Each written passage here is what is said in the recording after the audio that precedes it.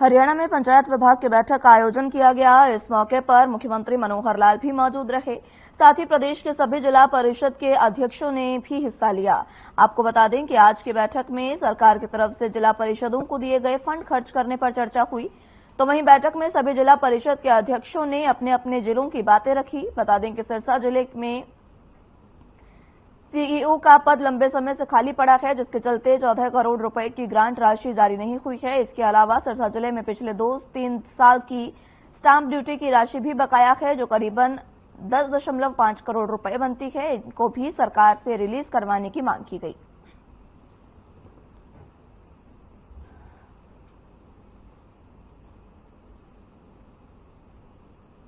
जो जिला परिषद के फंड्स सरकार की तरफ से आए हैं उनको कैसे स्पेंड किया गया है और कहां कहां तक के पैसे लगे हैं, उसके ऊपर चर्चा करने के लिए हमें बुलाया गया था।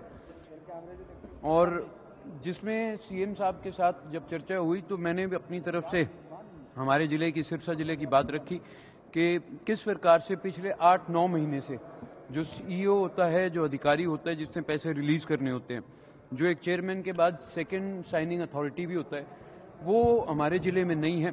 लगभग 14 करोड़ रुपए के आसपास हमारे जिले में आए हुए हैं।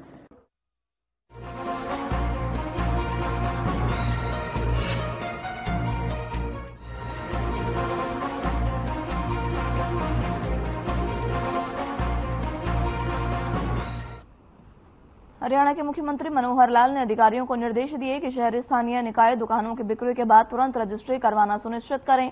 इसके अलावा प्रॉपर्टी आईडी की आपत्तियों का निपटान त्वरित किया जाए। ये बड़ा काम है, जिसको आपत्ति है उसका ठीक से समाधान कराएं। इसके लिए विशेष शिविर लगाए जाएं। बता दें कि नरेंद्र मोदी की विकसित भारत संकल्प यात्रा शुरू हो चुकी है। 50 दिन तक हरियाणा में इसे विकसित भारत यात्रा जनसंवाद के नाम से चलाया जाएगा। नगर निगमों में वार्ड स्तर पर, नगर परिषदों में 4-5 मिलाकर और नगर पालिकाओं में एक स्थान यात्रा चलाई जाएगी। यात्रा का उद्देश्य आम आदमी तक सरकार की नीतियों को पहुंचाना है।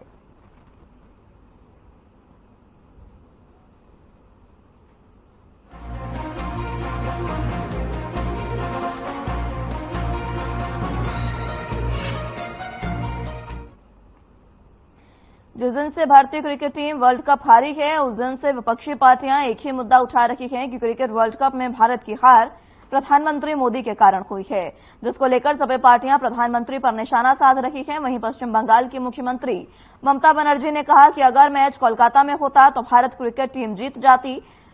भारतीय टीम वहां हारी जहां पापी मौजूद थे। इस बयान पर गृह मंत्री अनिल विज ने तीखी टिप्पणी की है। तेलंगाना के मंत्री और बीआरएस नेता केटी रामाराव के उस बयान का गृह मंत्री अनिल विज ने पलटवार किया, जिसमें उन्होंने कहा था कि पीएम मोदी और अमित शाह का एक ही रवैया है, पहले जुमला फिर हमला। विज का कहना है कि चुनाव की तलवार उनके सर पर लटक रही है। जिनके सर पर तलवार लटक रही होती है वो ऐसी बहकी बहकी बातें करते हैं। देश का आज तक का सबसे आजाद भारत में बेहतरीन मार्गदर्शन अगर कोई कर रहा है तो वो प्रधानमंत्री नरेंद्र मोदी और अमित शाह हैं।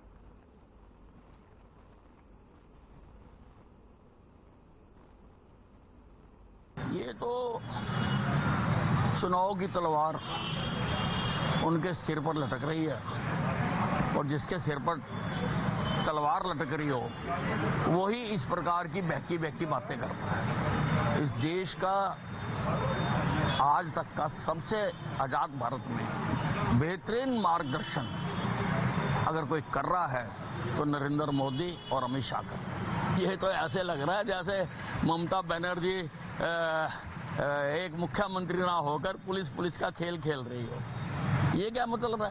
जिस पे आरोप होगा वो जेल जाएगा, जिस पे आरोप नहीं होगा उसको किसी की ताकत नहीं है उसको पकड़ के अंदर डाल सके।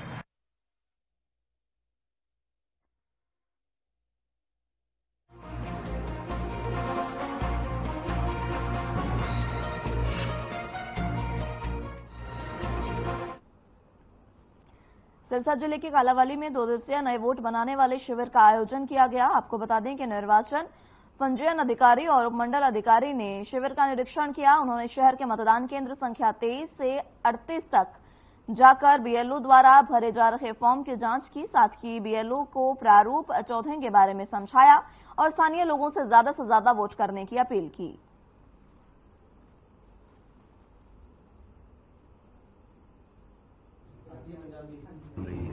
1 जनवरी 2024 को आधार मान करके नए वोट बनाए जा रहे हैं। जो भी व्यक्ति 1 जनवरी 2024 को एलिजिबल होगा उसके नए वोट बनाए जा रहे हैं। इसके लिए लोगों को अवेयरनेस भी की जा रही है। साथ ही साथ कोई वोट कटवाना है, कोई शिफ्ट हो गया है या कोई डेथ केसेस है, उनका भी इसमें शेड्यूल बनाया गया। फॉर्म 6, 7 और 8 बूथ लेवल पे BLOs बैठे हुए हैं और वो ये फॉर्म ले रहे हैं। देखिए, कोई भी जो इलेक्शन होता है, जैसे अभी भविष्य में इलेक्शन हमारे लोकसभा और विधानसभा के जो इलेक्शन होने हैं वो वोटर लिस्ट पे ही आधारित रहता है। यदि वोटर लिस्ट हमारी ठीक बनती है तो इलेक्शन निष्पक्ष और बढ़िया होगा।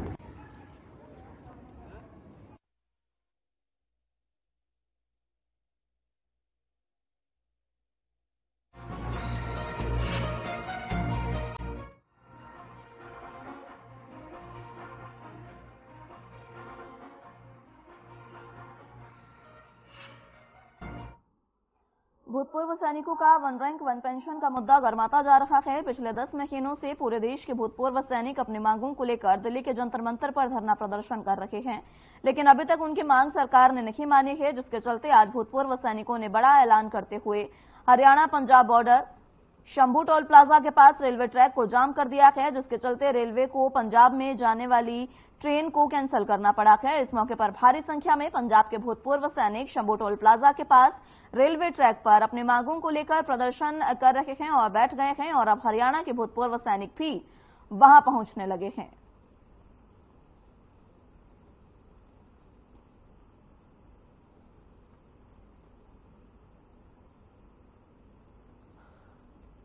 बात है कि पिछले 10 महीने से सबका सैनिक, पूरे देश के 28 लाख सैनिक जंतर मंतर बैठे हैं, जो सांकेतिक धरना दे रहे हैं, जो जवानों की जायज मांगों के लिए।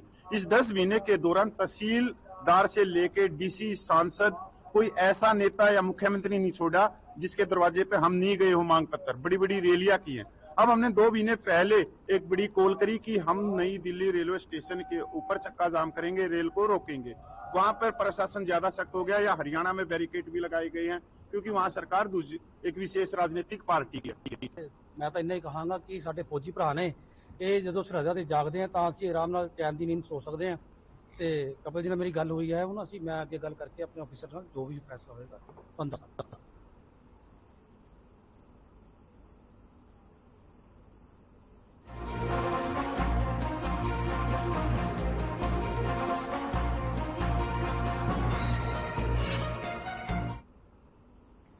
इन दिनों लहसुन के भाव में काफी उछाल आ चुका है। जो 200 रुपए किलो लहसुन बिक रहा था, आजकल 300 रुपए के ऊपर जा रहा है।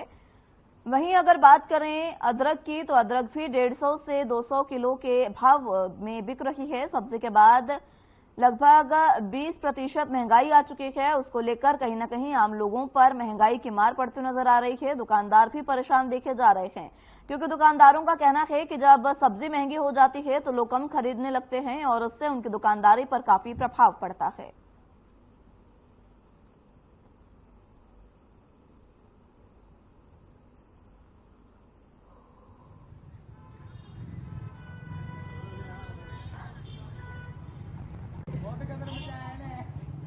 टमाटर 60 रुपए किलो है जी, और अदरक 30-40 रुपए होता था, अब 60 रुपए किलो है, तो बिक्री कम ही है पहले से। और अदरक जी? अदरक 160 रुपए किलो है जी। तो ये बढ़ते रेट से कुछ प्रभाव पड़ा है जी दुकानदारी? बिक्री में तो फर्क पड़ता ही है जी थोड़ा बहुत। प्याज भी पहले 30-40 रुपए होता था, अब 60 रुपए किलो बिक रहा है प्याज। महंगाई आ गई जी थोड़ी। पहले लोग सस्ता सीखा 200 रुपये किलो, हम 300 रुपये किलो है। पहले लोग आधा किलो ले जाते, तब पाइया 100 ग्राम ले जाते हैं।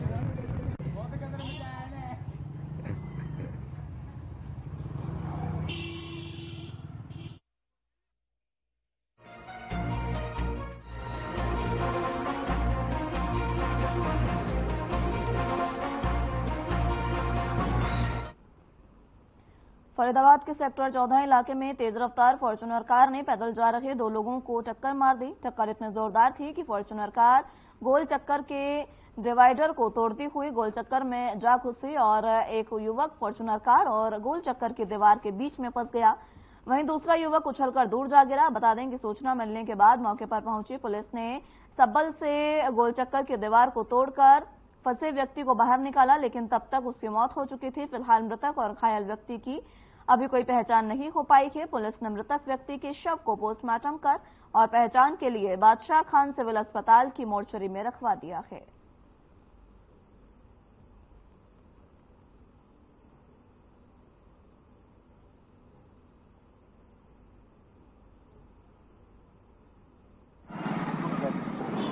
मैं खुद देख रहा था उनकी तरफ। अच्छा। उसने दूसरे का हाथ पकड़ा। हाँ।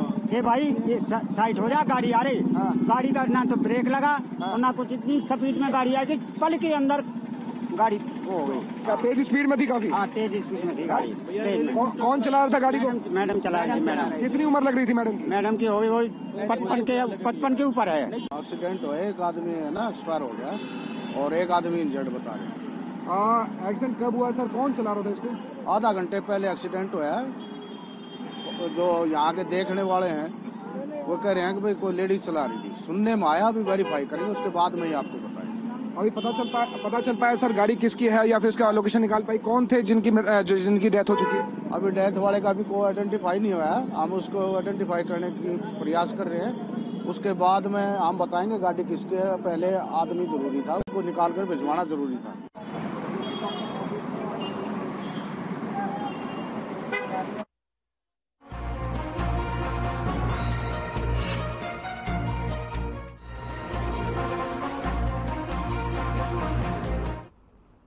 फतेहाबाद के मूसा अहली गांव से दिल दहला देने वाला मामला सामने आया है, जहां घर के बाहर खेल रखी 1.5 वर्ष की बच्ची को पड़ोसी के कुत्ते उठाकर ले गए और बुरी तरह से नोच डाला। बच्ची के चाचा ने मौके पर जाकर बच्चे को छुड़वाया और शहर के निजी अस्पताल में भर्ती कराया। वहीं इसके बाद बच्चे के पिता ने अपने पड़ोसी के खिलाफ पुलिस में शिकायत दर्ज कराई है। गौर हो कि फतेहाबाद जिले में कुत्ते के नोचने की घटना पर पहला मामला दर्ज किया गया है।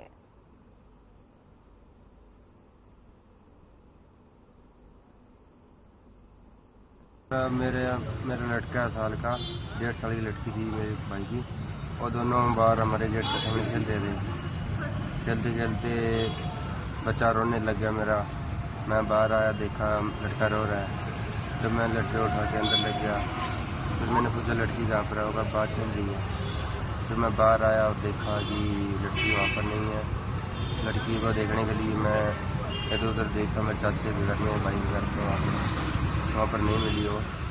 और फिर मैंने सुरेंद्र हमारे गुआंढ में रहता है, उसके घर पर गया, तब देखा कि कुत्ते उसे खा रहे थे।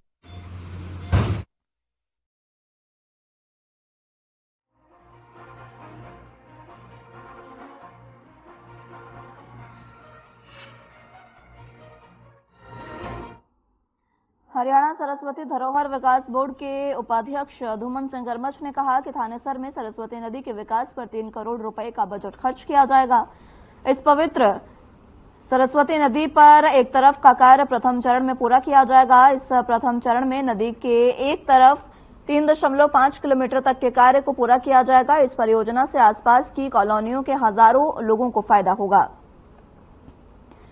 बोर्ड के उपाध्यक्ष धूमन सिंह किरमत शुक्रवार को खेड़ी मारकंडा में हरियाणा सरस्वती धरोहर विकास बोर्ड की तरफ से आयोजित कार्यक्रम में बोल रहे थे। इससे पहले बोर्ड के अध्यक्ष धूमन सिंह किरमच, हरियाणा सरस्वती धरोहर विकास बोर्ड के अधीक्षण अभियंता अरविंद कौशिक ने विधिवत रूप से सरस्वती नदी पर खेड़ी मारकंडा से मोहन नगर तक करीब 3.5 किलोमीटर के विकास कार्य का शुभारंभ किया।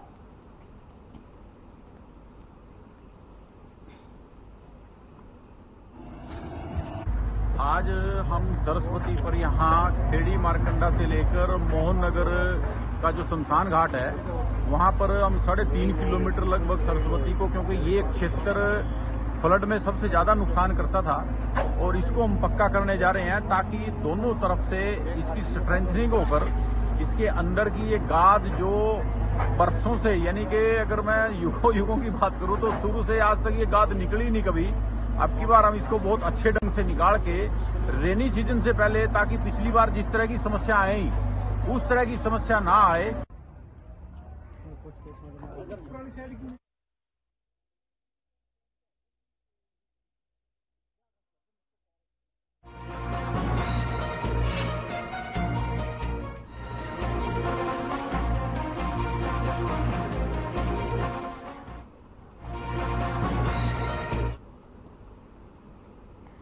अंबाला में इंडियन एयरफोर्स की प्लेटिनम जुबली सेलिब्रेट की गई। इस दौरान अंबाला कैंट के एयरफोर्स स्टेशन पर 5 स्क्वाड्रन के 75 साल पूरे होने पर 2 दिवसीय शो आयोजित हुआ। वहीं शुक्रवार को कार्यक्रम में air officer commanding in chief air marshal PM Singh बतौर मुख्य अतिथि पहुंचे। इस दौरान शो में आकाशगंगा टीम ने करतब दिखाए, पैराशूट तिरंगे के रंग बिरंगे दिखे, राफेल ने भी उड़ान भरी और सूर्य किरणों की टीम ने हार्ट बनाया। आम जनता भी ये शो देखने के लिए पहुंची और आम जनता आसमान में जहाज की इन करतब को देखते हुए काफी गर्वित महसूस करती दिखाई दी।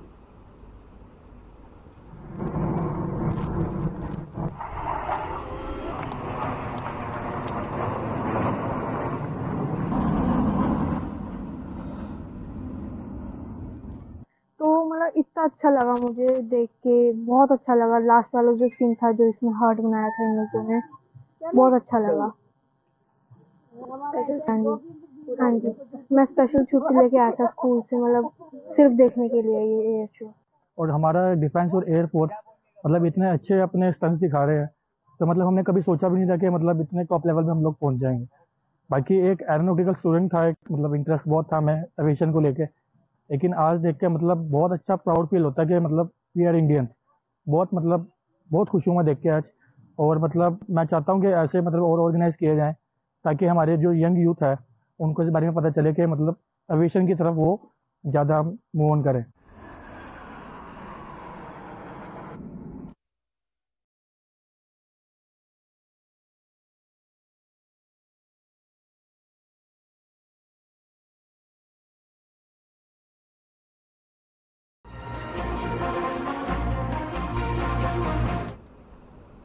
हरियाणा विद्यालय शिक्षा बोर्ड द्वारा 2 और 3 दिसंबर को एचटेट की परीक्षा आयोजित करवाई जा रही है। हरियाणा अध्यापक पात्रता परीक्षा 2023 के लिए परीक्षार्थियों के प्रवेश पत्र बोर्ड द्वारा शुक्रवार को आधिकारिक वेबसाइट पर उपलब्ध करवा दिए गए हैं। यह जानकारी हरियाणा विद्यालय शिक्षा बोर्ड के विशेष कार्याधिकारी विपिन कुमार ने प्रेस कॉन्फ्रेंस के दौरान दी। विपिन कुमार ने बताया कि इस परीक्षा में 2,52,028 परीक्षार्थी भाग लेंगे, जो प्रदेश भर के 408 परीक्षा केंद्रों में परीक्षा देंगे।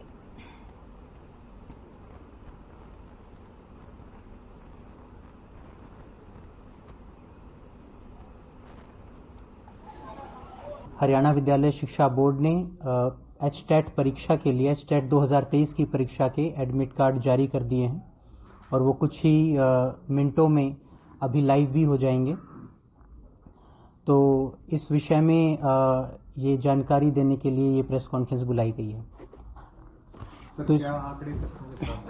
तो इसमें सबसे जो इम्पोर्टेंट एक जो आंकड़ा हमारे पास है, तो प्रदेश भर में लगभग 2,52,028 अभ्यर्थी, जिनमें 1,72,391 महिलाएं होंगी, 79,596 पुरुष और 41 ट्रांसजेंडर 408 परीक्षा केंद्रों पर प्रविष्ट होंगे।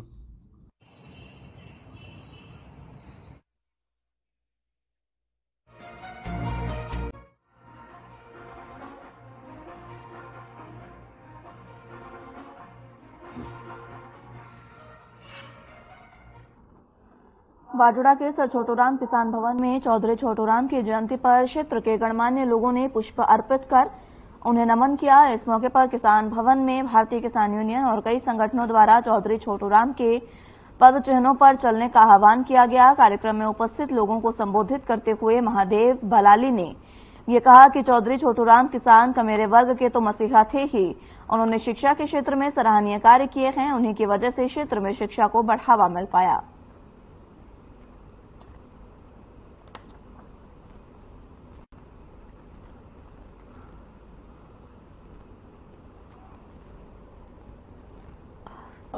दीनबंधु सर छोटूराम जी की जयंती के उपलक्ष्य में या किसान भवन बारडा में हम उन्हें विनम्र श्रद्धांजलि देते हैं, क्योंकि वो हमारे प्रेरणा स्रोत और उसके साथ ही उन्होंने जो किसानों के लिए किया है वो कोई दूसरा नहीं कर सकता।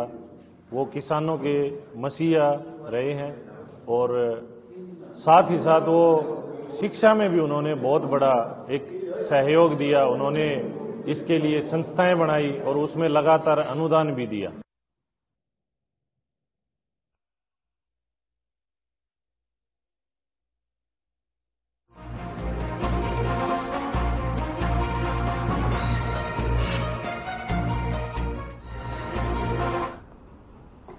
सर्दियों की शुरुआत होते ही गर्म बिस्तर की मांग में वृद्धि हो गई है। दुकानदारों ने भी सर्दी के मौसम में अचानक आई गर्म वस्त्रों की मांग को पूरा करने के लिए कमर कस ली है।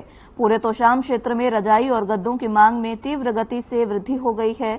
जहां कुछ लोग पहले रखी रजाई और गद्दों को दोबारा से पिनाई के लिए दुकानों पर लेकर आ रहे हैं, वहीं कुछ लोग पूरी तरह से नई रजाई और गद्दे खरीद रहे हैं। इस संबंध में लोगों का कहना है कि सर्दी से बचाव के लिए रजाई बहुत ही आवश्यक है। कुछ लोग कंबल को प्राथमिकता दे रहे हैं तो अधिकतर लोग रजाई खरीदने में विश्वास रख रहे हैं। लोगों का कहना है कि अधिक सर्दी के दौरान कंबल की तुलना में रजाई अच्छा और परंपरागत विकल्प है।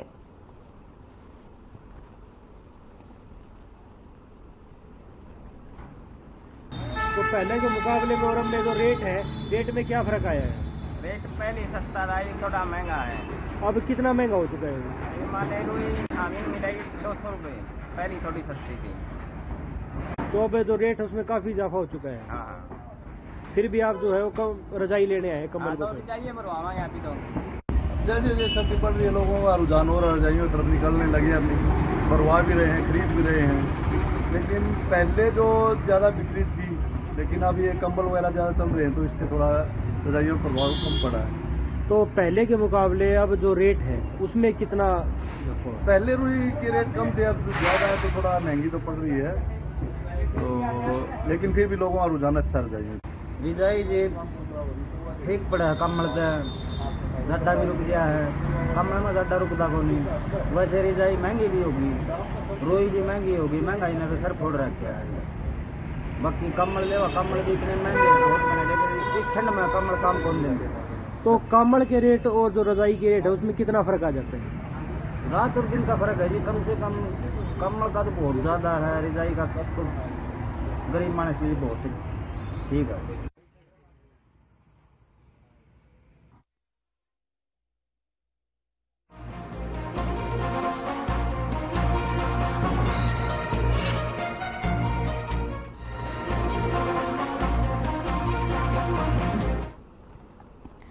फरीदाबाद के बल्लभगढ़ तहसील में काम करने वाले पटवारी सहदेव को सस्पेंड किया गया। विजिलेंस विभाग ने पटवारी सहदेव की निजी सहायक को 6,000 की रिश्वत लेते गिरफ्तार किया गया था। म्यूटेशन चढ़ाने के नाम पर 8,000 की मांग की गई थी। इसी मामले को संज्ञान में लेकर फरीदाबाद के जिला उपायुक्त विक्रम सिंह यादव ने पटवारी सहदेव को सस्पेंड किया।